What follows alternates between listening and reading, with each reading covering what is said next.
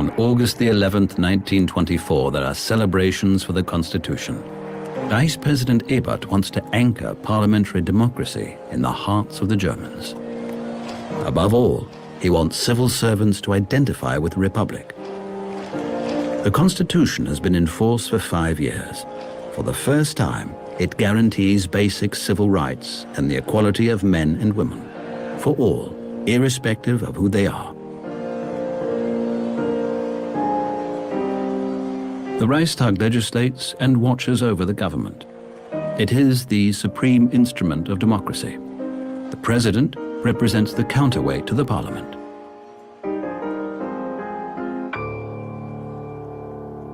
Constitution grants the president wide-ranging powers. He can dissolve the parliament. He can suspend basic rights and pass laws by decree. And he has the power to appoint and dismiss the chancellor and government ministers. Ebert understands the enormous importance of national symbols.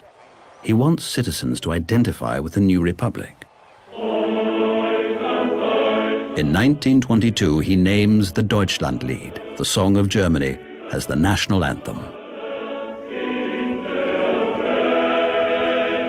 The colors of the bourgeois democratic movement of the 19th century become the new national colors.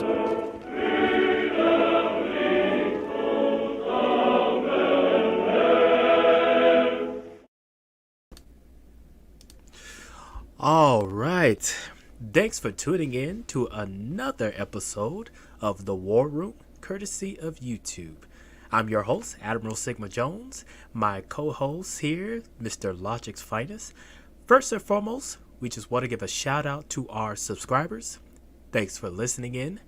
Thanks for tuning in. We truly appreciate the love and support. Hope you all are doing well this evening here in the United States or morning on the other side of the world, wherever you are. This is now part 2 of the Weimar Republic that we will be going over a lot of its aspects of life for the 1920s, as the Weimar Republic represented Germany pretty much throughout most of the 1920s and a little bit into the 1930s. And so this episode, we're definitely going to look into the politics as well as the economics of the Weimar Republic and see what was going on during this time frame. But before we get started, allow me to introduce our co-host for tonight, Mr. Logic's Finest. Sir, how you doing on today? I'm good. How are you? I hope everyone's well on your end. Yes, sir. Yes, indeed. Yes, indeed. Before we get started, just really wanted to say something really quick up front. So, Sure. To anyone who's listening, as you may or may not know, we're highly focused on World War II. So, in order to understand how the primary players got there, that being the United States, Great Britain, Russia, and Germany, one has to look back at 1919. So the year after World War I ended, the Treaty of Versailles, Germany is a broken country. So there's crippling debt, there's astronomical unemployment, the culture has been broken, the Kaiser has been removed from the throne, he's no longer the head of office. Children take stacks of money and they play with it as if they're toys. Adults use the money, the German money, to heat their homes because there are no jobs, there's no unemployment. The economy has collapsed. The Versailles Treaty saddled Germany with astronomical debt, basically modern day spoils of war. You have to pay us for the cost that it took us to fight you in this war. In the middle of this came the great social experiment, the Weimar Republic. So, the first democracy in the history of Germany. No more Kaisers, no more royalty. There will be free and fair elections. People will be allowed to live as they see fit. You can express yourself however you want. You can identify however you want. So, we've seen how the Weimar Republic gave us the Bauhaus. So, one of the global centers of creative art and of music and of culture. And of course, we had the manufacturing and design that was Germany. It was one of the global centers on earth for all of these things. However, the economy was never adequately addressed. The social dynamic of living in the first democracy was never addressed. So you had, when you let these freedoms run wild and people can be what they want and you can say what you want and express however you want and live however you want, things led to extremism. So you had all kind of decadence. Everyone's living who and how they want to be, and in the midst of all of this comes the stock market crash of 1929. So the Weimar Republic never addressed the culture. They never addressed the economy. They never addressed manufacturing and production adequately. See, you can't just policy your way through or legislate your way through a non-existent culture, because a new culture needed to be created. Mindsets had to be addressed and changed. None of that was ever done. So you had rampant prostitution, same-sex prostitution, underage prostitution, astronomical unemployment, no work, no jobs. Does any of this sound familiar to anyone listening? But I digress. So in the middle of all of this, this gives rise to the strong man. So by not focusing on the social dynamics, the social and cultural underpinnings, the framework, it led to extremism, and it led to a collapse of culture and society, exacerbated by the crash of 1929, which affected the entire world. So now, 10 years after the creation of the Weimar Republic, Germany is once again in the same state. The economy's bad. There's ad hoc economies all over the place. People are out of work. There's massive inflation, massive unemployment. There's poverty. There's crime. There's prostitution. There's drugs. Culture is broken. Again, does this sound familiar to anyone? So here comes the strong man. And as we know, the guy with the funny little mustache, he had his own ideas. But he rebuilt the country. He rebuilt the culture. He rebuilt the country. He put everything back to work and jump-started the economy. So one has to understand these things as to how the country got to where it was in 1932. It started in 1919. Yeah, absolutely. And this is where we're going to break this down even further. So Logic's Finest kind of gave you a little synopsis of exactly what is going on with Germany during this time frame. And what we're going to deal with tonight, we're going to look at the policies, the economics, and all of the consequences that came from this, as he rightfully put it, experimentation of democracy. Keep in mind, up until the Treaty of Versailles, Germany was a monarchy. Its sister country was the likes of France, Britain, and even Russia. All of the monarchs were all related in some form or fashion. Literally. Yeah. And so it wasn't until the Treaty of Versailles where that whole system was broken up for Germany. And now they're transitioning from a one rule family party to now a more democratic party. And they try to use America as their example of how to run a democracy. But even then, they made some sidesteps that really doomed, I would say, the whole democracy for the Weimar Republic, even before it got off the ground. And so in the chat, I put in a poll that asked the question, if the Weimar Republic was more stable, both from a political and economic standpoint, would Nazi Germany even existed? Well, for the audience, that's where you have to pay attention, because we're going to go into details of why the political and economics of this 1920s Germany was pretty much doomed to fail from the jump. Yeah, you know what? I think that I personally have made my personal stance on that question clear, and my answer is no. My answer is 100% absolutely no. Because when you fail to first address culture, when you fail first address mindsets, and Maslow's hierarchy of needs speaks to this. When you spend all of your time and energy focused on the basics, survival, shelter, food, procreation, it leaves little to no time for the higher aspects, for the very top two tiers of Maslow's hierarchy of needs. The furtherance of self growth and development and higher pursuits.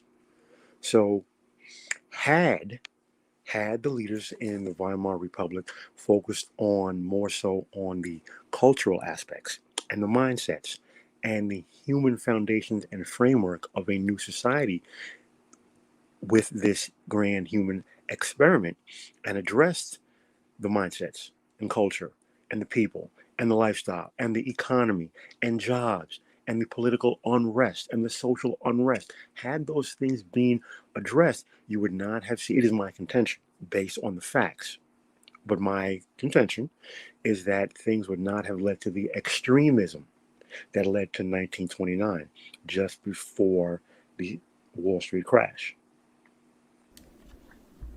Yeah, absolutely. And this is where we're definitely going to get into that, as far as the lead up to the 1920s stock market crash. Because again, from the Treaty of Versailles all the way up to the stock market crash, this is where we look at the 1920s and see how these countries are playing out during this decade. And what's going to even be greater after we gone through as far as the background of the Weimar Republic, we're then going to switch gears a little bit and look at, okay, the main players like Adolf Hitler, Joseph Goebbels, Heinrich Himmler, and all these other players, and see what they were doing during the 1920s and how their actions may have played a little bit of role in helping them push towards the Nazi Germany. And the reason I say that is because, just to kind of throw a little bit of a a hint for the audience what's to come, we're going to get a chance to look at Adolf Hitler's book about Mein Kampf. And we're going to see how this Hitler actually predicted the stock market crashing for Germany and how it's going to plunge them into the despairs of poverty. And it was because of this prediction, in my opinion, that helped garner the Nazis to have such political clout right after the stock market crash. It is really is amazing how Hitler had foreseen some things going on within the Weimar Republic, made note of it within his book Mein Kampf, and lo and behold, the stock market crashed, and everybody's looking for answers. And at the moment, at the time, who had the answers? Adolf Hitler and the Nazis. Absolutely. You you can't policy your way through. You can't legislate. You can't legislate mindsets and culture and humanity. It does not work that way. You have to address everything from the bottom up, from the top down, left, front, and center. So everything, everything that everything that Adolf Hitler, and he's not the only political figure.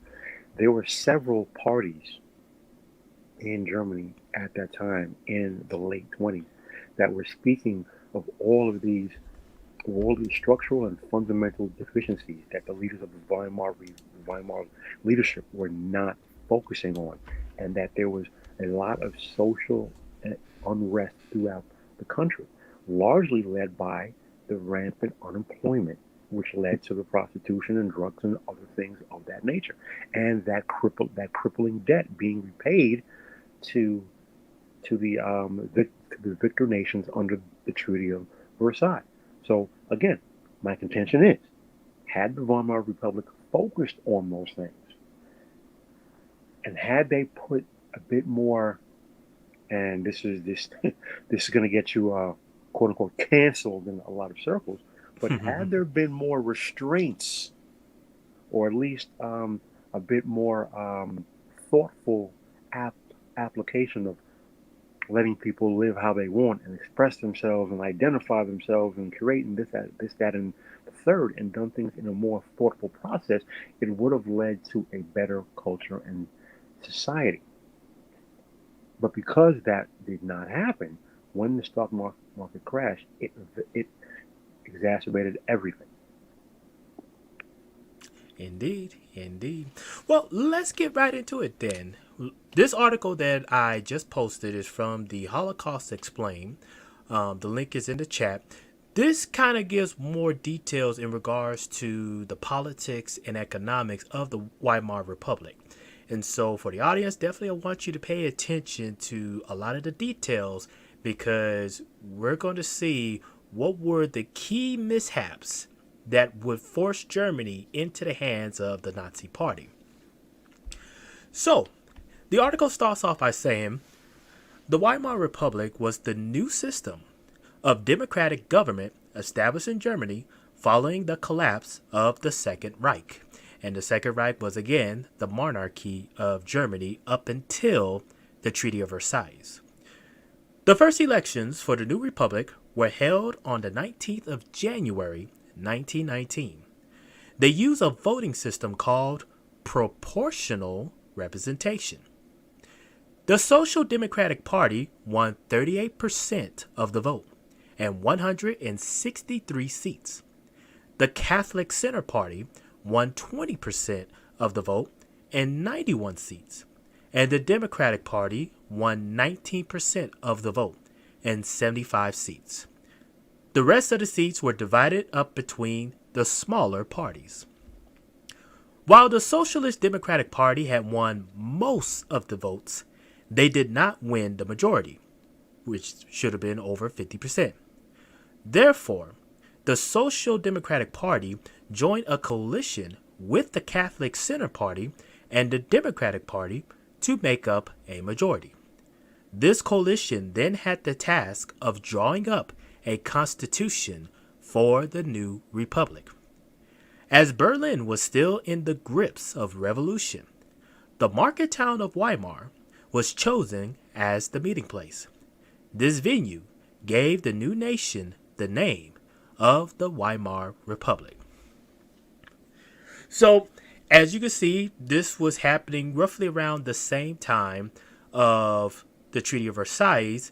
The German elites or the German higher-ups were already looking at ways of converting the monarchy system over into the democratic form. And so as you can see here, despite the Social Democratic Party having most of the votes, they did not win the majority. So what did they do? Like Logic Finders pointed out earlier, they colluded with each other. So they joined forces with the Catholic Center Party and the other Democratic Party to form the majority and pretty much work on producing the new constitution, which we're about to get into the next section of this article. But so far, my co-host, what do you think of this? Well, yeah, I think that it was the best start that could have been hoped for under the circumstances. You're talking about a country where every person alive in Germany was born under a monarchy. They're only 1 year removed from the Kaiser, so no one knows what democracy looks like up close, to actually live it and experience it and participate in it. So they took the coalition route, okay, which in my personal opinion is better than a two-party system, but I digress. So, you know, they're starting off right. And unfortunately, I'm of the contention that they took the first step, but every step after, they kept stumbling. They kept stumbling. Coalition idea, great, but they did not address every area of the culture and the country that needed to be addressed. Because the thing about a coalition is, there's an old saying: you only make peace with your enemies. Mm. So You've gathered your enemies together to work together for common interests. But if you don't address every underlying issue, they're going to stay there and fester. And that's exactly what happened. But I'm jumping ahead a bit. I'm sorry. Well, before we continue, I love the fact you mentioned working with your enemy. See, this is why I feel people do not, the average person at least, do not understand politics. Because there is this belief that when you join a party, that you are now part of that party's main goal, whatever it may be, and that the opposition is totally against whatever that goal is. Not realizing that behind closed doors, the politicians who in public will make it seem like they are out for blood to go up against the opposition, behind closed doors, they're shaking hands and making deals. Bingo. Bingo. You, you only make friends with your enemies. All right. And people really don't understand politics because unfortunately most people are subject to binary thinking. They're subject to derivative thinking. And it's left or right, up or down, on or off, in or out, this side or that side. You're either with this or you're against this. Well, see, here's the thing. If everyone is thinking the same, then no one's thinking. You're all being led by a dog on the leash and you're just reacting. I can take 100 of you and replace any of you, and I'm going to hear the same exact thing. You know what I don't hear when you're speaking? I don't hear you. I hear narrative, I hear rhetoric, I hear pre-programmed responses, but I don't hear any actual thought. So when someone says, you're either with us or against this, pick a side. Well, if I don't pick your side, I am automatically a bad guy. You already lost, my friend. But I digress. Exactly. So the next section actually talks more about the constitution of the new Weimar Republic. So it states the Weimar Republic adopted a new constitution, different to that of the previous monarchy. Under the new republic, all adults over the age of 20 could vote. Instead of a monarch, there was a president elected every 7 years. The president's power was limited by the Reichstag. However, in the state of an emergency, Article 48 of the new Constitution gave the president ultimate authority to rule by decree. I want y'all to keep that in mind later on down the road. There are two parliamentary houses in the Republic, the Reichstag and the Reichsrat. The Chancellor was the leader of the Reichstag. The Chancellor held similar position to the British Prime Minister and was appointed by the President. Typically, the Chancellor would be the leader of the largest party, although this was not always the case.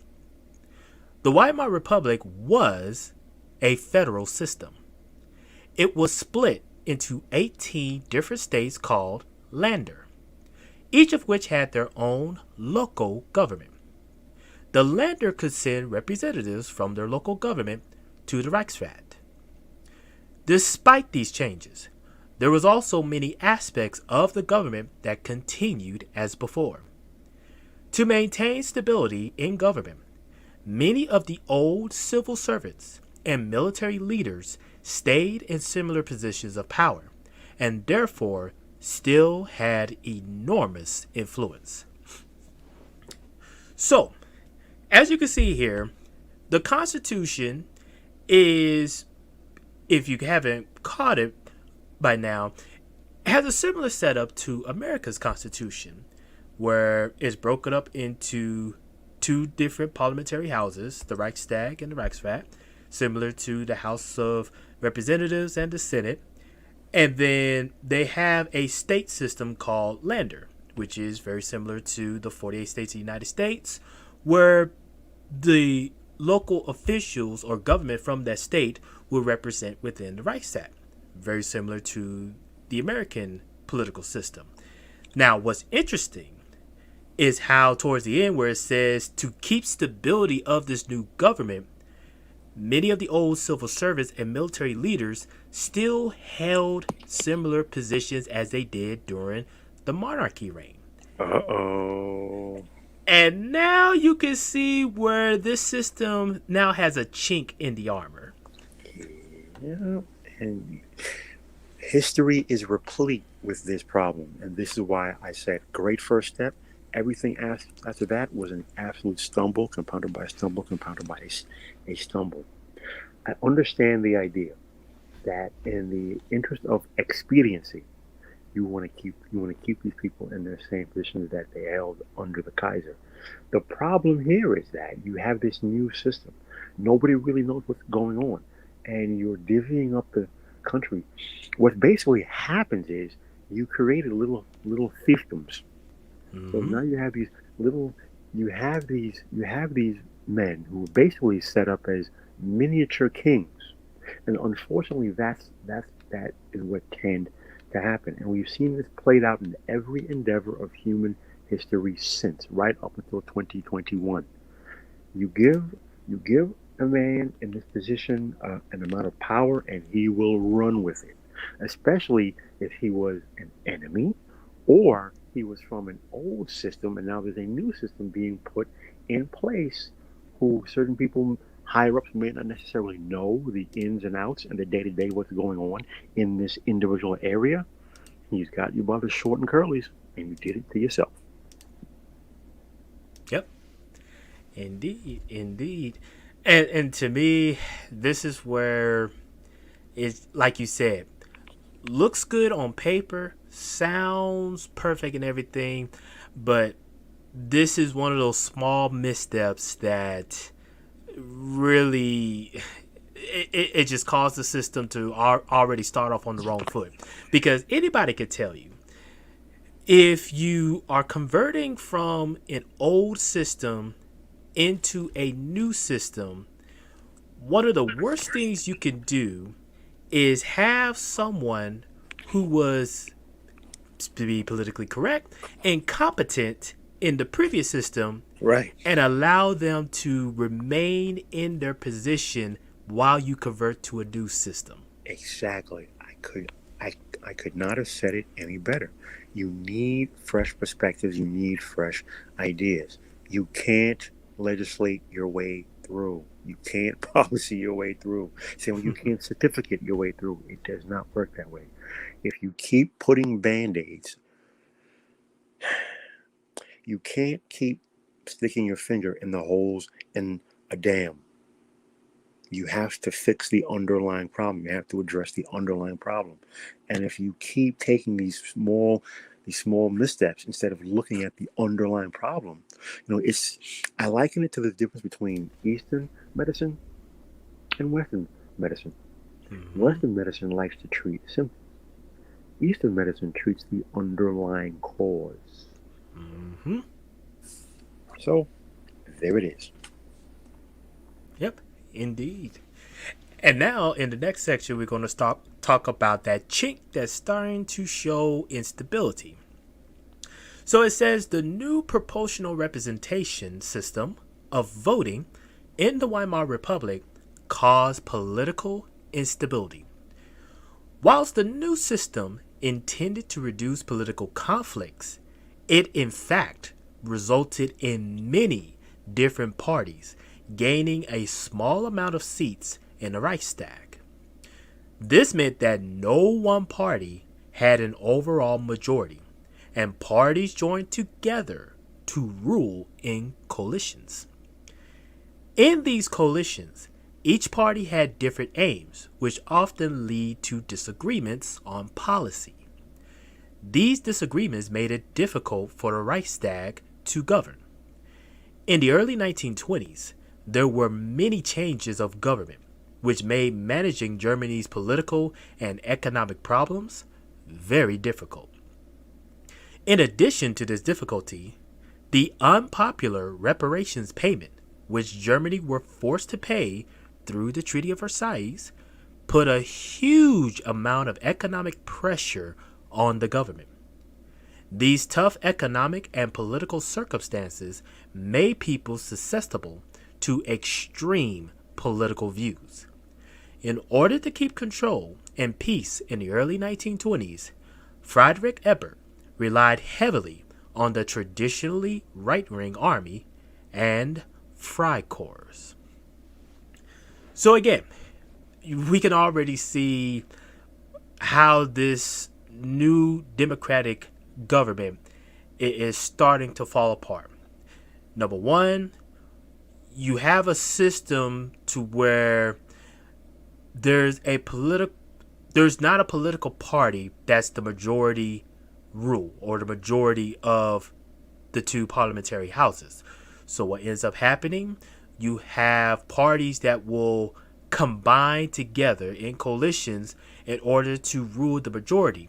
But then when it comes down to making policies, all of a sudden now there's no agreement. Because again, you had two separate parties that decided to join together just so they could win the majority.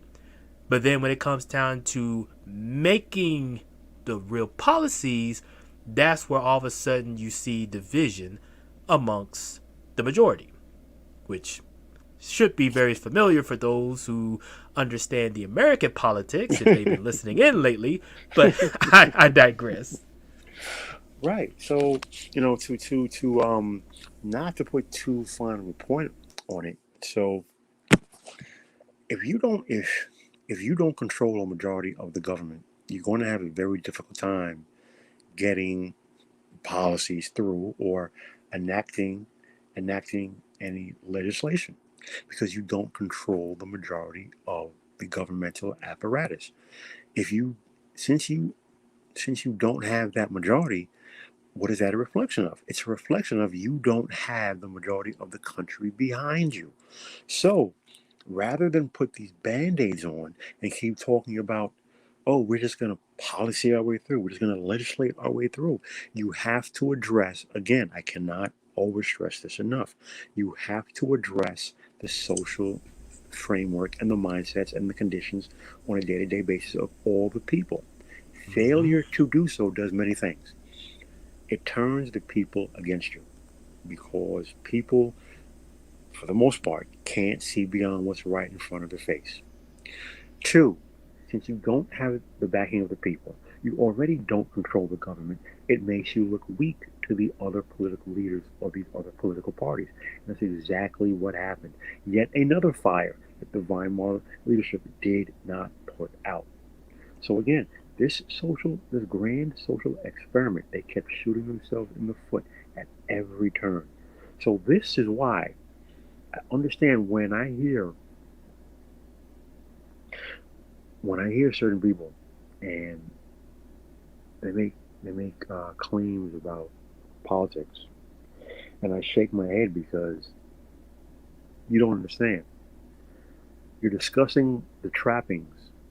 You're looking at what's on the surface, but you don't understand what's underlying, and you're not addressing the mindsets and the narratives and the social and cultural aspects. And even when you mention those things, again, you're looking at it from a surface standpoint. But I digress. Yeah, you are absolutely right.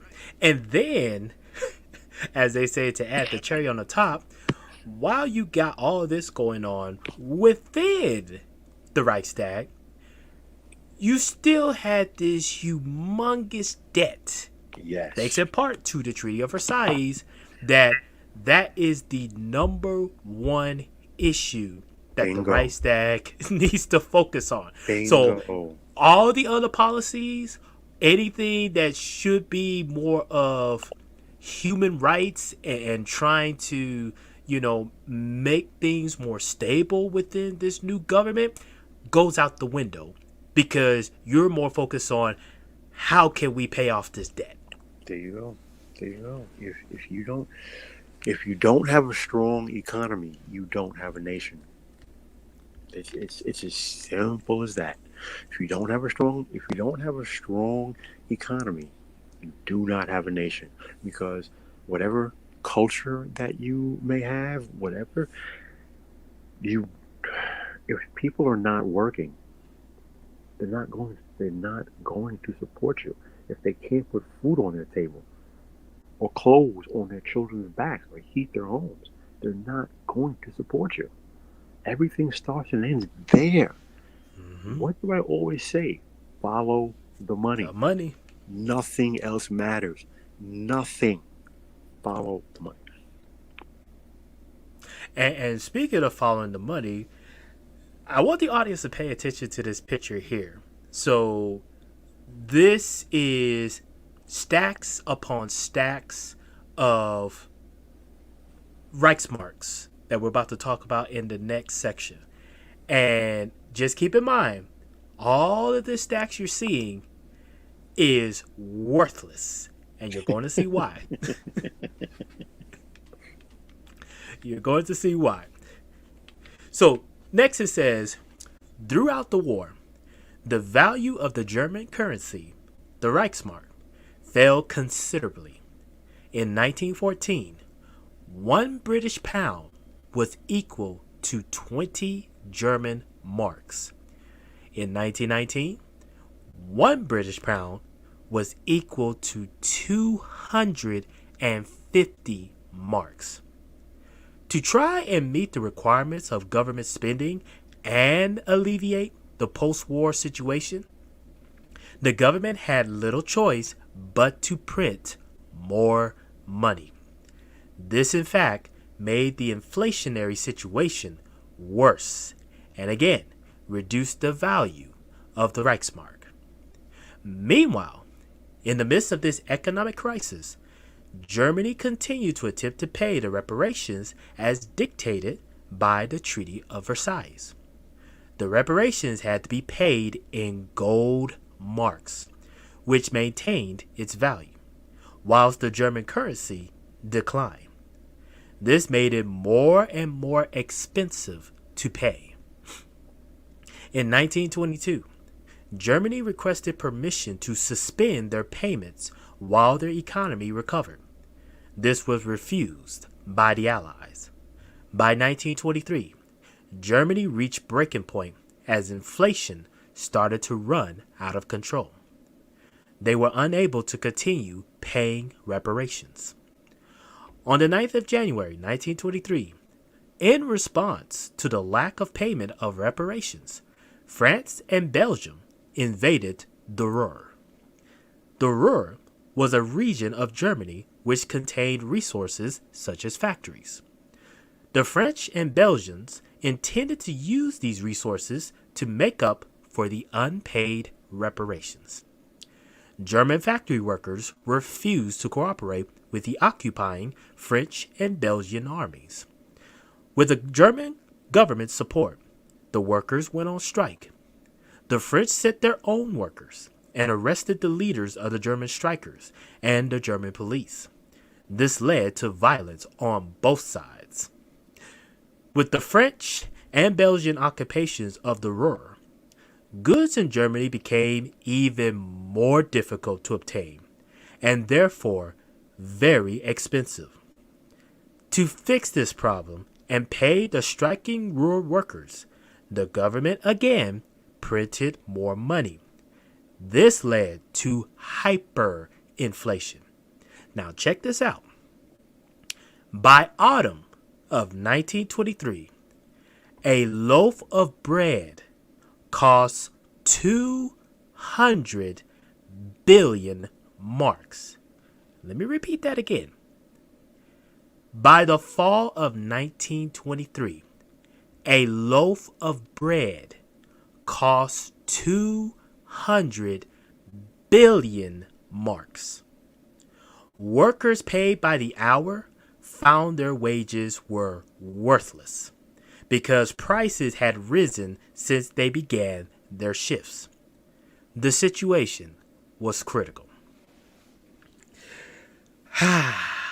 Where do I even begin? Well, why don't we begin here? Why don't we tie in how 1923, after this hyperinflation sets in, is the same year in which Germany started to see political uprisings, where we began to see the beer halls becoming the centers for many political uprisings and leaders speaking out. And the situation was already coming to a head. And Hmm. this situation had not been addressed by the leadership of the Weimar Republic because they thought they could just legislate their way through without failing to address the fundamental fact that without a strong economy, you don't have a nation. Follow the money. Hmm. And by the way, that guy with the funny little mustache was one of those political leaders or one of the many political parties who was speaking out against the government, promising a better way. Again, what country does that remind you of in present day? But I digress. Ah, man. What gets me is the fact that, okay, so you have this situation where you're trying to start a new government, and already you're in the red because before the start of World War one British pound was equivalent to at least 20 German marks. Now, after the Treaty of Versailles, the one British pound is now equivalent to 250 marks.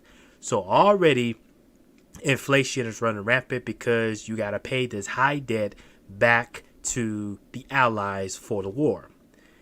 And as the new government, you're trying to focus on this, but then it's becoming more and more expensive because all you're doing is printing out more money, which goes back to who do you have running this government? And then the incident in 1923 where you have France and Belgium that pretty much come to the rear and take over the factories and all. The German government decides, okay, well, now that France is taking over, uh, let's print more money. And so now you at a point to where by 1923, just to get a loaf of bread, it costs 200 billion marks. I guess there's the saying, who wants to be a billionaire?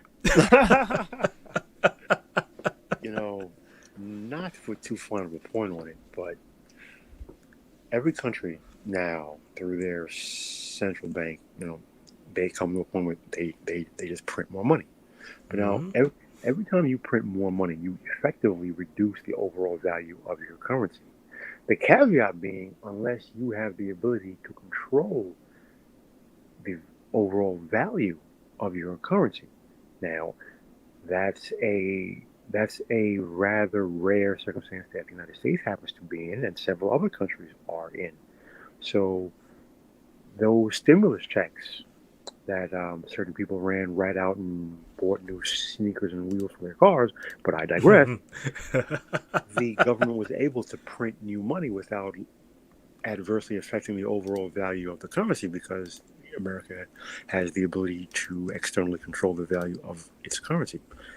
Lacking that, you keep printing money, you're diluting the overall value of your currency. And that leads to hyperinflation. Now, even the United States is not immune.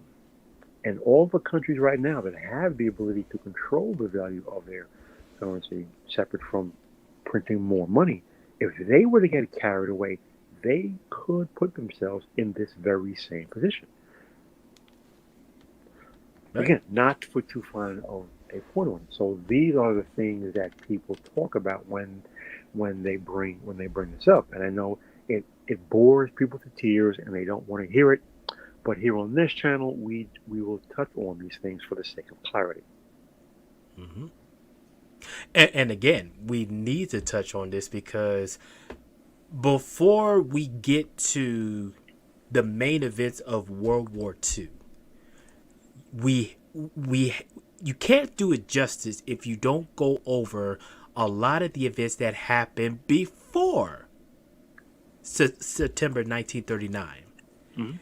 And you won't be able to understand why these leaders or why these countries took the actions they took without understanding, okay, why did they make these decisions? Again, like Logic Finders just pointed out, the difference between Eastern medicine and Western medicine. Western medicine, for the most part, only treats the symptoms. Eastern medicine, the medicine is there to treat the root cause of the issue. And again, this podcast, we are going to look at, okay, what these events are happening that could explain, aha, so that's why these countries or these leaders took the decisions they took later on down the road. Again, you have to trace back to the starting point. Right. Exactly. So this is why, I always contend, and I've said, it has always fascinated me, and I always contend that had the Weimar Republic worked, we never would have seen Nazi Germany. Because people have to understand, we've been painted this picture for decades that Germany is a country full of Nazis, and every person is a Nazi, and they're all horrible, they're all Jerry's, they're all monsters. It does not work that way. One has to understand how a country gets to the point where they look toward the strong man. And at one point or another, every country on this planet has been at that point. And the blueprint is set in stone. You can look at the steps, and history repeats itself over and over and over again. And it was the same thing in Nazi Germany. The same thing, in fact, it was the same thing in Germany that led to the acceptance and voting in of the Nazi Party. You have to understand how a country and how a society and how a culture gets to that point. But again, it starts with the economy. Without a strong economy, you don't have a nation. Follow the money. Everything else is secondary. Everything. Indeed. Well, this next section, we're going to talk about what the government tried to do with the hyperinflation, and it's called Stresemann and the Dawes Plan. It starts by saying it was at this moment of crisis that Gustav Stresemann was elected as chancellor in September of 1923. Stresemann was a politician of the DVP, the German People's Party. In 1923, he formed a coalition of the DVP, SPD, DDP, and the Center Party and became the chancellor. To try and tackle the crisis gripping Germany, Stresemann followed a policy of fulfillment, whereby he aimed to improve international relations by attempting to fulfill the terms of the Treaty of Versailles. These improved relationships would then, in turn, help him to secure a reasonable revision to the treaty. Following this policy, Stresemann made the unpopular decision to start repaying the reparations and ordered the striking workers of the Ruhr to return to work. Stresemann also appointed Hjalmar Schacht, a banker, to tackle the issue of hyperinflation. In November of 1923, Schacht introduced a new German currency, the Rentenmark, based on land values and foreign loans. 1 Rentenmark was worth, check this out, 10 trillion of the old currency. In April of 1924, Stresemann's policy of fulfillment paid off. An American economist named Charles Dawes was recruited to help to set a new, realistic target for Germany's reparation payments. This was called the Dawes Plan. Under this plan, the reparations were reduced to 50 million marks a year for the next 5 years, and then 125 million marks a year following that. The plan also recommended that the German National Bank was reorganized, and that Germany received an international loan. This loan was for 800 million gold marks, financed primarily by America. These measures eased the economic pressure on Germany, and relations with other countries began to improve and then stabilize. This economic improvement, as well as improvements to foreign relations, led to the years between 1924 and 1929 becoming known as the Golden Years. So, right here we see, okay, you have an individual come by the name of Gustav Stresemann. He sees what's going on with the German economy. I mean, again, a loaf of bread worth $200 billion. It's going to be hard to kind of get people to feed and work when you got prices like that. And he sees this like, okay, maybe what we need to focus on, of course, with the Treaty of Versailles is let's try to improve this treaty so that way it can at least get it reduced to where it's more obtainable to meet the mark, while at the same time, as we're improving our economy, let's see if we could try to make negotiation and deals with other countries to where they can finance our government. Now, this is where I will ask the audience, was this a smart move for the new Weimar Republic to ask another country to finance its own government? Now, I have my opinion, but I'm going to start off with Logic Finance because he's more of an expert in economics than myself. I'm going to tackle that from a sideways vision. So,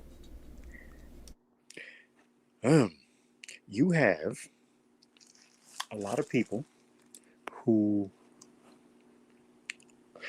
you know what? Scratch that. Let's look at it like this.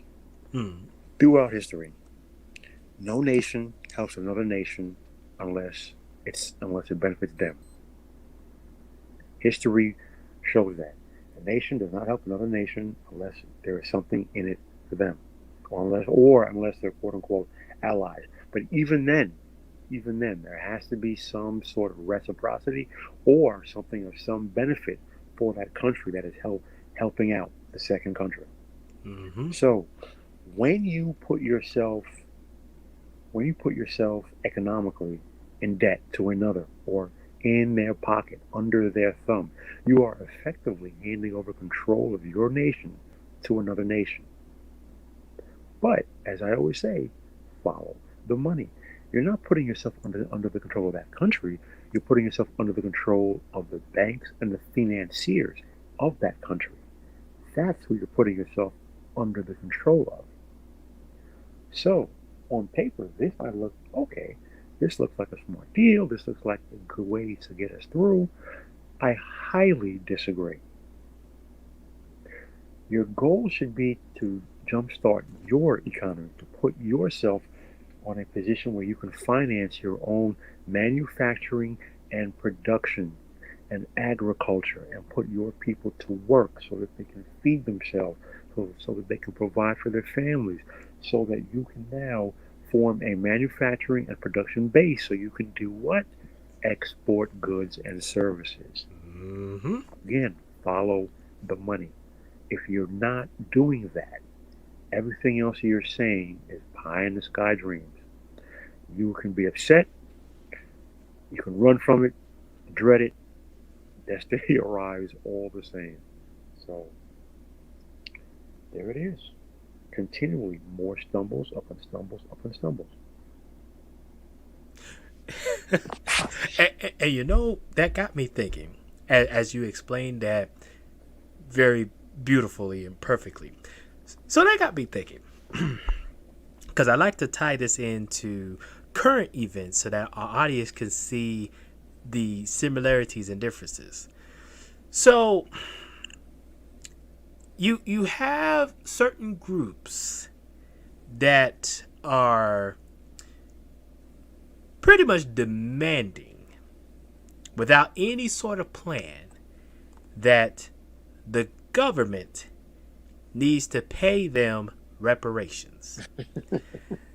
Now, that sounds good on paper. But again, using the logic of follow the money, the question that even, a logical person should ask themselves is, where is the government going to get this money, no matter what amount? Where are they going to get this money to pay this certain group reparations? It's not like they could just get it out of thin air unless, as we can see here, go through the whole inflations and hyperinflations, which will only make it worse for everybody else. But certain groups do not think of the implications of how they are going to get this reparations in order to, so to speak, build themselves up. Now, my thing is this. Rather than focus on reparations in some form of physical contribution, maybe your form of reparations is you now have an opportunity within this government to actually take advantage of its capital market. But oh, go ahead, sir. I'll say this. So there is a thought, and I've heard this mindset said before. Well, the government can print the money anytime that they so feel. We just got these stimulus checks. If the government printed money then, they can print money for reparations. That brings us back to what I always say: follow the money. Mm-hmm. If you don't have political power, all you're doing is begging. You can say you're protesting. You can say it's your right to dissent. You can say it's a debt that's owed. You can give me every argument under the sun. If you don't have political power, you are begging. Now, people have made reference to certain ethnic groups, Japanese after World War II being one, who were given money by the U.S. government. And they say, well, that's reparations by another name. Fine. What do those people have that you don't have while you're asking for your reparations? Oh, you don't know? Great question. I'm glad you asked. Political power. If you don't have political power, all you're doing is begging. And if you're begging, and if you have nothing to give in return, what are you going to get? You're going to get exactly what you've been getting, either spat in the face or slapped on your rear end as you're sent on about your merry way. See, so this is the thing that people fail to understand, is that money and politics go hand in hand. Without political power, there is no money. You have no influence. You will create nothing. If you want reparations, and we can have that conversation about the validity of that separately. But if you want reparations, you're never going to get them without political power first. You can beg, you can protest, you can plead, you can moan, you can say whatever you want until the cows come home. Without political power, it's not going to happen. Because that is the thing that people willfully choose to ignore and overlook and don't want to accept. I said it before, and I will say it again. Follow the money. Money gets you political power and influence. Political power and influence gets you the things that you want in life from your government. History proves that. So for what reason on God's green earth do you think that you are somehow going to now come along and do something other than what history has shown? If the definition of insanity is doing the same thing repeatedly, yet expecting a different result, what does that make you? Begging for reparations without political power. But I digress. You know what? On that note, let's move on to the next section talking about the golden years. Because we could go deeper down that rabbit hole, but we're going to stay on the Germany side because this stream is about the 1920s Germany. So next it says the years 1924 to 1929 became known as the golden years as foreign relations improved and the economy prospered. Stressmen worked to improve Germany's international relations. In the Locarno Pact of 1925, France, Belgium, and Germany agreed to respect each other's borders. Then in 1926, Germany was accepted into the League of Nations. The Dawes Plan, alongside a sudden injection of foreign loans, helped the German economy to stabilize and prosper. This situation allowed the German government to invest in new public facilities, such as hospitals and schools. Those in work saw real improvements in working conditions as wages increased and working hours decreased. Culture in Germany also flourished, as previously established thoughts and beliefs were thrown aside for new ideas. The German art school, Bauhaus, is a key example of this. And of course, we talked about the Bauhaus and the culture in our last stream, promoting experimental modernist art and architecture. However, not all of Germany's problems have been fixed. Well, let's look at what problems still remain. It said unemployment was still very high, with 2 million people unemployed by 1926. 1.3 million were still unemployed by 1928. The farming industry was also slow to recover from the wartime pressures, and agricultural and rural wages were much lower than those in the big towns and cities.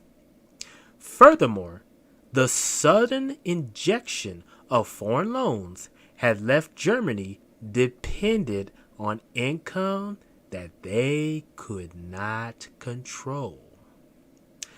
Despite this, Germany had made significant steps on the road to recovery between 1924 and 1929. Unfortunately, this would come to an abrupt end with the Wall Street crash of 1929. Now, what I find interesting, especially in this section, where it talks about the farming industry and the agriculture. Now, anybody will tell you that a country that has a very good agricultural system and a good farming industry is capable of exporting goods to other countries, which, as Logic Finance pointed out, you want to be in position of exporting. That's how you have a strong economy. If you're not in a position of exporting and you're relying too heavily on importing, as we're seeing here with these foreign loans, you can see that it's just a matter of time before that economy, the wheel of that economy is going to start to come to a stop. And that, excuse me, I had to take a second there and stop myself. And that right there is what you see happening with the 54 sovereign nations on the continent of Africa. Africa is not a place, it is a continent. There are 54 different nations with many different languages, dialects, histories, cultural problems, infighting, everything. But the economies, for the most part, are all the same. They are they operate at a negative. They are import sufficient and they are export deficient.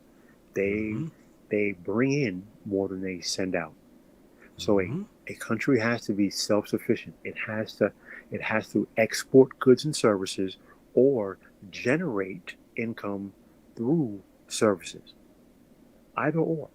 Whatever you're exporting, whatever it is, whatever those goods and services are, if you're not doing that, then you are dependent upon imports. And when you are dependent upon imports, you are at the mercy of the countries who you're purchasing these goods and services from. We see that amongst every underdeveloped nation, every third world nation, every smaller nation that is dependent upon any other country. So these are the things that people do not understand. And when they discuss politics Hmm. or social issues as regards to the continent of Africa, you're missing the economic picture. And as I keep saying, follow the money. Nothing is of greater importance. Everything else is secondary. If you don't start there, you're behind the eight ball. So statements such as go directly to the leaders, you have to deal with them. Can you outbribe China? Can you outbribe China? China, on the one hand, gives bribes directly to the leaders of these nations and the governments, and on the other hand, they are producing and manufacturing goods and services physically in every country. So you can go to whoever you want to. Unless you can outbribe China, all of your emotional arguments are dead in the water. And that's what they are. They're dead in the water. So I mentioned that to relate it back to this. Here we see the Weimar Republic had Germany at a import export deficiency. There were more. They did not control their manufacturing, production, and agriculture. Once you control those things, you can export those things and control your economy and build people back to work, and then you can deal with the human, cultural, and social framework. But again, you can't legislate your way through this. You have to deal with the human fundamental underpinnings, and that starts with a strong economy. Yeah, indeed. And again, this is Logic Finest wheelhouse, especially when it comes down to economics and everything, because he could explain this much better than I can. But to pretty much put it in layman's terms, as he rightfully pointed out, we can see an example here within the new Weimar Republic. They rely too heavily on imports, and keep in mind, foreign loans is considered imports. Why else do you think that America has this trillions of dollar debt to countries like China and all? Even a country like a first world nation like America, if it focused too much on imports and less on exports, the economy can start to get really, really bad. And all it takes is just one economic incident to plunge that economy to second world, third world status. I really just want to add on to this. So, excuse me. In I want to say 98. I want to say 1998. There was a meeting at one of the World Economic Forums, and Thabo Mbeki, who at that time I believe was the leader of South Africa. Don't quote me on the years. Pretty certain it was Thabo Mbeki. As he said that you cannot understand how embarrassing, insulting, frustrating, and demeaning it is that as a grown man, as a leader of a sovereign nation, to go with my hat in hand before the IMF and beg for money because I can't feed my own people. That statement was powerful, and that stuck with me. So, when you can't feed your own people, you can't provide basic goods and services for your own people, how do you expect a country to thrive? So, when another country comes in and they give you money and they tell you that they're going to build up the infrastructure of your country, what do you expect a leader to do? So when I hear statements like, um, these people are spineless, they're corrupt, we have to get them out, really, have you done your actual research? How Mm-hmm. do you plan to build up the infrastructure of these countries? So I felt I really have to drive that point home because when I hear conversations along those lines, they are ill informed, they are uninformed, they are unfactual, and they are emotional. And that's why nothing, that is why nothing over there has changed. Now, leaving that alone, I really just had to get that off my chest. But again, we see here how the Weimar Republic was in the same situation as all of those countries on Africa they're in now, which is why I say history repeats itself over and over and over again. It did not Mm-hmm. start with the Weimar Republic. It did not start with current day Africa. This is consistent throughout history. So these leaders could not say that they didn't know. All you had to do was study history to learn the blueprint, what to address. They chose not to, and that led up to 1932. Yeah. Forgive the rant. I apologize. Oh no, no, no. Again, this is where for the audience, there's so much correlations between the time periods leading up to and during World War II and today's situations that's going on globally. So for me, when you're looking at the situation with the Weimar Republic, and then you look at these other countries in today's time that are having economic struggles and political struggles, if you want to throw that in, you could look at a country like the Weimar Republic and say, I'm seeing similar things with this country. I'm seeing similar things with that country. This is why we say that those who do not adhere to history are doomed to repeat it. There is nothing going on today that was not going on 80 years, 90 years, even 100 years ago. And this is a prime example of that. Absolutely. I mean, absolutely. The old saying is those who fail to learn the lessons of history are doomed. They're doomed to repeat the failures. And Mm-hmm. unfortunately, very few people learn the lessons. That's why history repeats itself over and over and over again. You cannot say you didn't know.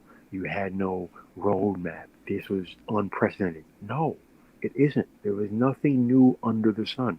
If you take the time and study, you have a roadmap to study and follow to guide you. Yep, absolutely. Well, this next section, before we start to wrap things up, talks about the Wall Street crash. So it starts off by saying the Wall Street crash was a stock market crash that took place on the 24th of October to the 29th of October, 1929. Following the optimism of the 1920s, people were keen to invest in stocks and shares where they believed they could make a fortune. This burst of investment pushed companies' stock market value higher than their real value. On the 3rd of September 1929, stock prices reached an all-time high. However, shortly after this, prices started to drop. This led to massive panic selling.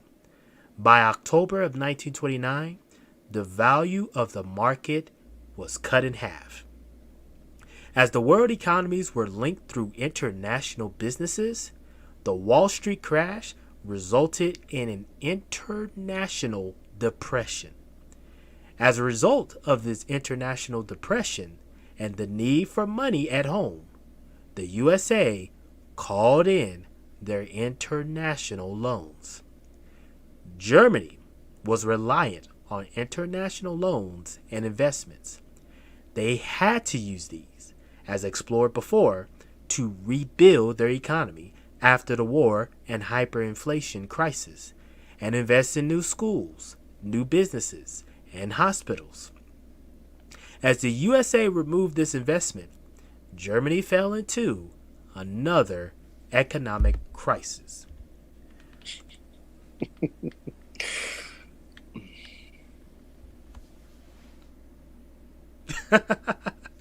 I know you got a lot to say, and believe me, later on we will have a few episodes devoted strictly to the crash of the Wall Street crash, because this was pretty much the turning point for a lot of countries, including Germany. And as we saw in this paragraph, this section, this is what happens when you rely too much on imports and especially loans, and all it takes is just one economic downturn to put a country in the worst state possible. This is why I don't discuss politics with most people, because most people are emotional. They claim to be rational and logical. They are emotional. Okay? They are emotional. Can't argue facts, figures, and numbers. They are emotional. Your emotional arguments fall to the wayside of rational thinking, of facts that actually happened. Your biases cloud your judgment. They shape your perception, and they're wrong. Why do I say they're wrong? Because the facts say that you're wrong. So now you're arguing facts on the basis of your emotions. Right. And again, no political power could stop this type of crash, because again, you put in a system that from the jump was already red flags. You had people from the old system still holding power in the new system, so they could go against the new system any chance they get.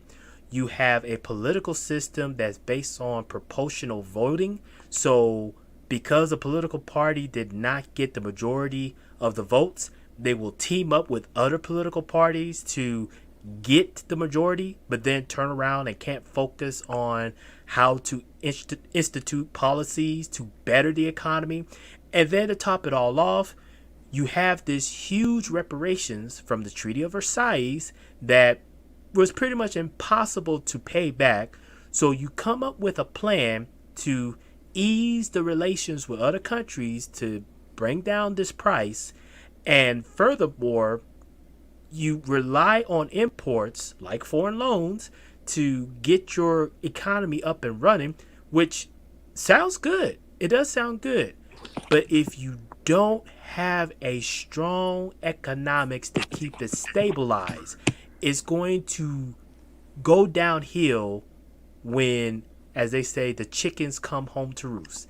Oh, go ahead, sir. No. Go right ahead. I was just going to summarize. On the 29th of October, 1929, the chickens came home to roost.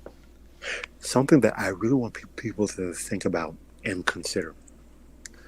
We're really going way outside the box and way beyond the pale. If Germany had been able to keep making these payments, if things had gone the way that they had, do you think that the goal of the Versailles Treaty was to destabilize Germany and keep it an economically weak country, as we see many countries are on this planet right now? What are your thoughts? I ask that question to everyone watching right now. Do you think that was the real purpose behind the crippling payments behind the Treaty of Versailles, to drive Germany into a weak, unstable country that can never build itself back up again and challenge the world powers? That's a very insightful question. And to be honest with you, I'm of the belief that yes, the other countries, especially the Allied powers, pretty much created the Treaty of Versailles to pretty much keep Germany at a disadvantage from a national standpoint. Now, did they intend for this to continue for decades? Who knows? That's up for interpretation for anybody who look into this. But Right. personally, when you look at the fact, and we talked about this in the Treaty of Versailles episode, the very first episode, how Germany's army was very restricted. Essentially, they almost did not have an army. Any type of warfare manufacturing was non-existent. Any sort of infrastructure that would get a country going in case of wartime was essentially eliminated.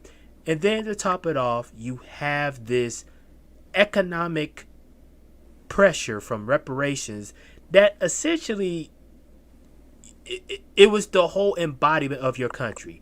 How can you pay back this debt that at the same time is making you pay 200 billion marks for a loaf of bread? So honestly, I feel like the Treaty of Versailles, was intended to keep Germany from being a national power. It's it's the British playbook, and America is the child of Britain. Whether people understand that or not, America is the child of Britain. So it's the British playbook. Weaken and destabilize a country economically, financially, socially, militarily. They will never rise to challenge you. You know, study human nature. You have to understand where these things come from. You know, it was a mentor. It was my mentor who was like a father figure to me. And he told me, Paulie, you are about to get an education that you are unprepared for. Study people. That's the only thing you have to study. The greatest thing on this planet you can study. Study human nature. You study people, you are unprepared for the education you are going to get. Profound words that have changed my life forever. So, there it is. Yep, absolutely. And shout out to Dr. Phoenix and Aizen Sama. Good to see you, brothers. But pretty much now to wrap things up for this particular episode, and believe me, we're not done yet. We probably will have to do at least one more episode, if not two more episodes, to still talk about the economics and the political side of the Weimar Republic, because this really is only just the tip of the iceberg of the things that were going on. But this last section talks about the strengths and weaknesses of the Weimar Republic. So it says, when created, the Weimar Republic was hailed as one of the most democratic governments in all of Europe. Despite this, it lasted only 15 years. The strengths and weaknesses of the Republic are discussed as follows. So for the strengths, number one, the Republic had many democratic strengths. It allowed individual freedoms for everyone. This granted the right to free speech, the right to equality, and the right to religion for every German citizen. Number two, all adults over the age of 20 could vote. The voting system used was proportional representation, a fair system in which parties gained seats in proportion to the number of votes cast for them. Number three, this system was used to elect the president and the Reichstag. And number four, from 1924 onwards, the Republic also had a new currency, and then following the implementation of the Dawes Plan, experienced a period of relative economic stability. Now we come to the final part, which is the weaknesses. So, the first weakness, number one, proportional representation was a very democratic electoral system, but it allowed lots of parties to be elected to the Reichstag. No one party was ever elected with a majority. This meant that parties had to form coalitions in order to rule. Coalitions often disagreed on laws and policies due to their differing views, which made it extremely difficult to govern decisively. Number 2. In addition to the above, Article 48 of the Constitution gave the president authority to rule by decree in the state of an emergency, bypassing the elected Reichstag. It did not, however, give a definition as to what constituted, quote, a state of emergency, unquote. This article was repeatedly misused by Hindenburg and eventually allowed Hitler to legally take control of Germany. Number 3. The reliance on foreign loans following the Dawes Plan led to a severe economic depression following the Wall Street crash. This ultimately led to further political instability and eventually contributed to the end of Germany's democratic government. And then last but not least, number 4. Finally, many of the old conservative elites who had held key positions of power under the monarchy had continued in similar roles in the Weimar Republic. While this was an attempt to maintain stability in government as a new republic settled, it in fact meant that these civil servants and military leaders still had enormous influence and power. The power and influence of the conservative elite would later be crucial in appointing Hitler as chancellor. Now, let me just say this too. Though, for some of the audience out there and people be listening in, don't be misconstrued in thinking that, oh, this only happened to conservatives that run it or the right wing. No. This can also happen to a left-wing system as well. It can happen in any nation, in any government. Because the point that I was trying to hammer home from the very top, when you don't address culture and mindsets, when you don't address that, and you just let everyone express who they want to be and identify how they are and create this and do this and live with any other way, when you don't address culture and mindsets, things run amok and they run rampant, and it leads to extremism. And when things get to the point of extremism never ends well. Again, look at history. When a nation gets to the point of extremism, it swings either way, from one extreme to the other. It never ends well. So, I said early on, classic mistake. If you're instituting a new system, you cannot leave the old people in those positions of power. I understand the need for stability and expediency. In the long run, that's a bad thing. With a new system, you need new people, new ideas, who you know share your mindset and are on your side. You have to consolidate your political power. And when you leave these people in place, all you're doing is you're creating little fiefdoms. Classic political mistake. So, again, it's not about left wing or right wing because it's all the same bird. Mm-hmm. Okay? You have to look at your interests. And if you don't address culture and mindsets, and the first thing you have to address is economy. A country without a strong economy is not a country. Follow the money. Everything else is secondary to that. Yep. But, the emotional arguments will abound, and that's why they end up going absolutely nowhere, because they never address money first, culture and society second. Indeed, sir.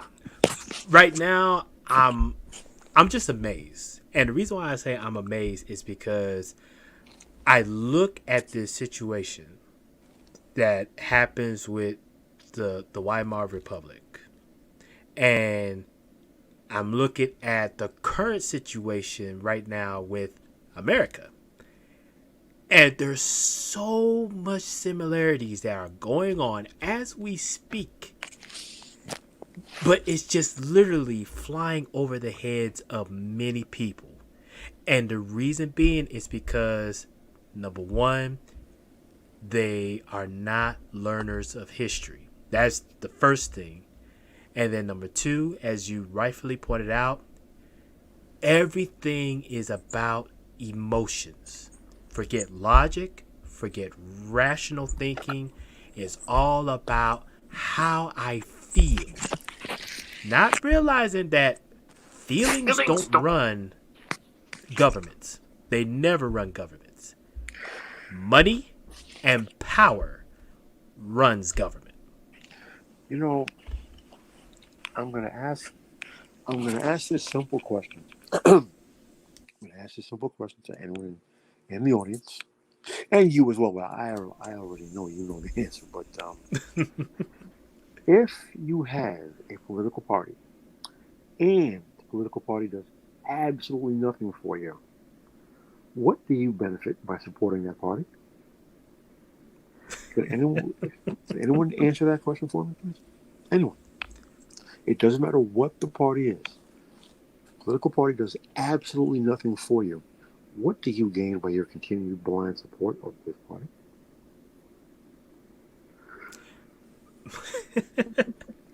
My thing is, and even though I pretty much I pretty much know my stance on it, but to kind of add more to it, what how would you have any sort of power, any sort of political clout, if you are voting for a party who pretty much just takes advantage of your emotions and have proven for decades that they have nothing to give to you because you just blindly supports them.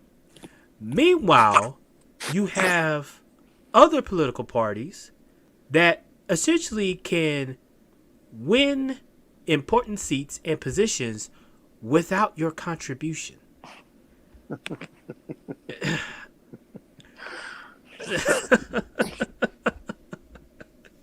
If you are truly politically savvy, you know you vote your interests, not party.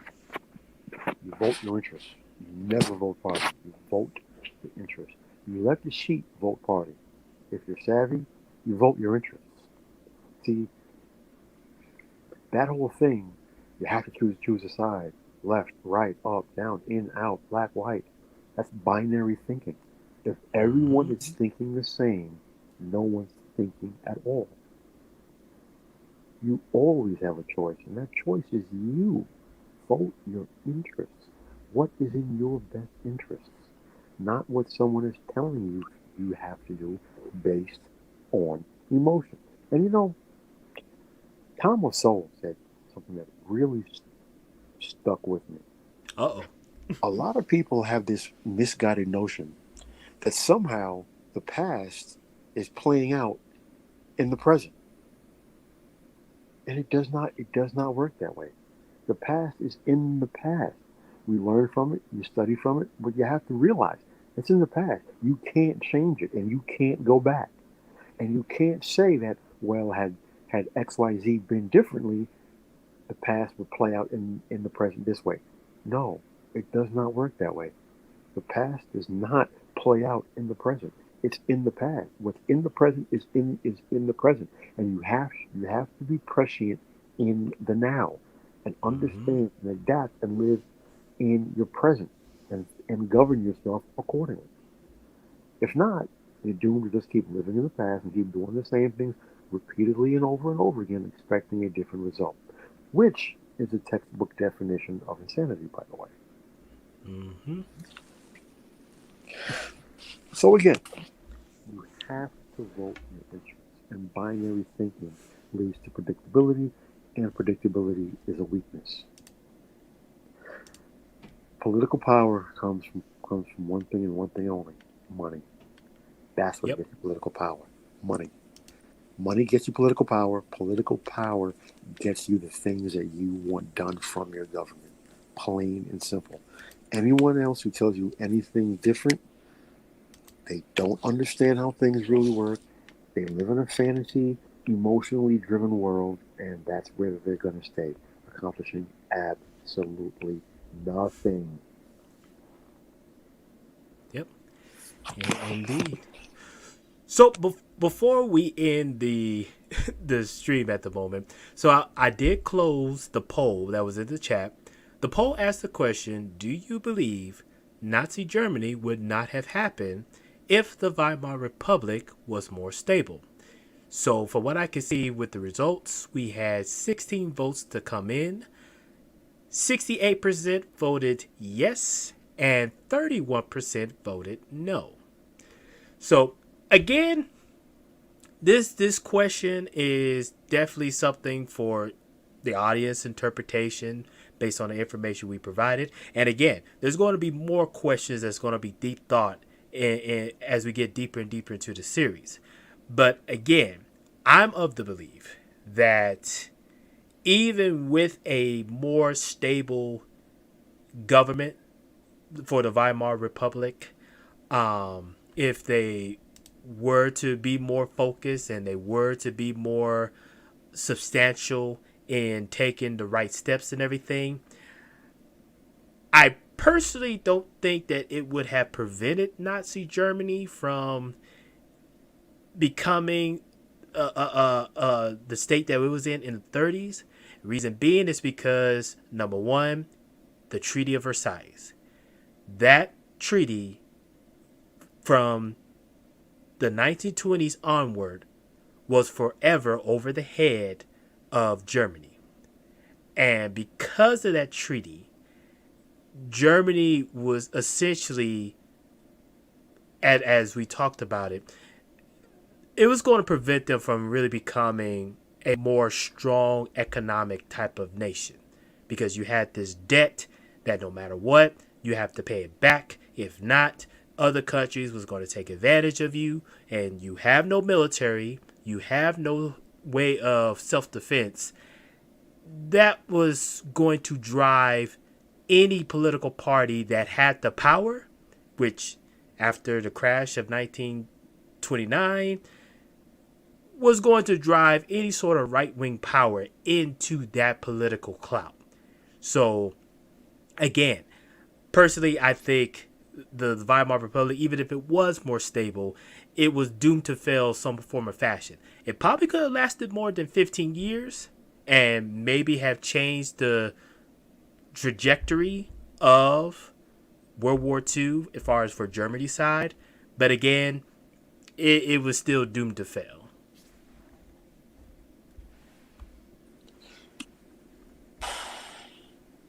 I can't.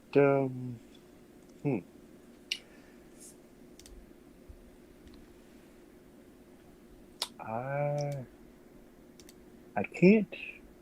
I can't. I can't disagree. Can't disagree. I can't fully. I don't fully agree, but I can't disagree because one first and foremost, you can't argue the results. So unfortunately, we will never know, and all we do have are these intellectual discussions, which I highly praise. Um, hmm, that would be a lovely thing to have a time machine and go back and be able to change things and see what the outcome would have been. But as much as I'd like to say, no, I think you might be wrong. I can't comfortably say that because we see what the results were. And Yeah. even if the Weimar Republic was actually more stable, do we know they still had fundamental problems where they would have they would have to have changed every one of their fundamental structural problems, Mm-hmm. and that is more than likely impossible because now we're talking basically a complete reversal and a complete change in their mindset and how they saw it. And again, history shows probably would not have happened anyway. So, well, at least I'd much rather have this conversation than sit around arguing emotional nonsense. Couldn't agree more, good sir. So that pretty much concludes part 2 of the 1920s Germany. Part 3, we will continue in regards to the political side of the Weimar Republic as well as the economics, because there's still more lessons to be learned as to what was put in place that pretty much doomed Germany in the 1920s. And again, we will have some episodes that will specifically talk about the Wall Street crash and how it affected countries in different ways. But as we can see here, even before the crash, it was almost like if you can watch the scale or the graph of Germany in the 1920s, it was very, very low as far as economics and pretty much was still in the red. Then towards the mid 1920s, now it started to go up. The economy is boosting. There's more strength in regards to the currency and whatnot, despite the fact that unemployment is still high. But people didn't focus on that. They just focus on, hey, the economy is back up. We no longer have to pay 200 billion marks for a loaf of bread. And so you just see this steady incline of Germany in the 1920s. And then at precisely 1929, it drops heavily back down into the red. And essentially, that's what we saw tonight. Yeah, totally. Absolutely 100%. If you don't address people's mindset and deal with the culture and deal with the people, all the legislation and policies in the world won't amount to a thing if you don't have a strong economy, because it's all about the money. Everything else is a secondary conversation. Okay, people don't want to say that. It emotionally makes people uncomfortable. But everything else is secondary to that. If you don't have a strong economy, you do not have a nation. Everything stems from the money. Follow the money. If you don't address that, you have nothing. We've seen this play out time and time and time again. And that is one of the most beautiful things that I like to study about people. It is the greatest education you will ever get in your life. Study people. You really want to understand how things happen? Study human nature. And you will look at the world differently. You will see things differently. And you can understand and you will see how and why things happen, how and why people do things, and how and why these emotional arguments fail 100% of the time, because you are emotional. You're not focusing on the money first. You're not focusing on mindsets and culture second. In that order, address those two things. Now you have a solid foundation for everything else, and everything else changes. Yep. Or you can have endless circular emotional conversations, yelling and screaming and cussing each other out. Indeed. Well, with that said, I would like to thank the audience for listening in to this episode of The War Room, and definitely thank those who will be listening on the replay. Again, another valuable lesson. If there's nothing that we tell you tonight, especially what my co-host just said about money first and then cultural mindset second, if you can fix those two things, pretty much your culture, your economy, your nation is pretty rock solid. And not only is it imperative for you to study human nature, study other cultures too. See what is the strength and weaknesses of these cultures, because it'll give you an idea of how they're able to progress further into society, or on the opposite end, regress in modern society. There's an old saying, give a man a fish, he eats for one day. Teach that man how to fish, and he will eat for a lifetime. As long as you are dependent upon someone else, your success in life is determined by that person who you are dependent upon. Let that sink in. Let that lesson sink in. From a nation down to a group, down to an individual. If you are not self-sufficient, you are dependent upon someone else for your outcome. So, next time you go begging for money just because you want money, how are you being self-sufficient? How is anyone supposed to take you seriously when you're begging for money? When you're not self-sufficient? When you don't have political power? Power only respects one thing, power. So you could beg, protest, demand, this, that, and the third, everything else. At the end of the day, without political power, you're begging. If you're not self-sufficient, you are dependent upon the person who is giving to you. Again, more conversation and more mindsets that people don't want to deal with because it goes against their emotions. People tend to stay with where the comfort is, what makes them comfortable, what they know. And rational thinking is unemotional, and it tears apart emotional arguments and concepts. And people don't like that. People don't want their narratives challenged. But I'm going to leave that there. Thank you all for coming out tonight. Yes, sir. Thank you all for listening in as well. With that said, I am Sigma Jones. You already know my co-host, Logic Finest. Thanks for tuning in to another episode of The War Room. Until next time.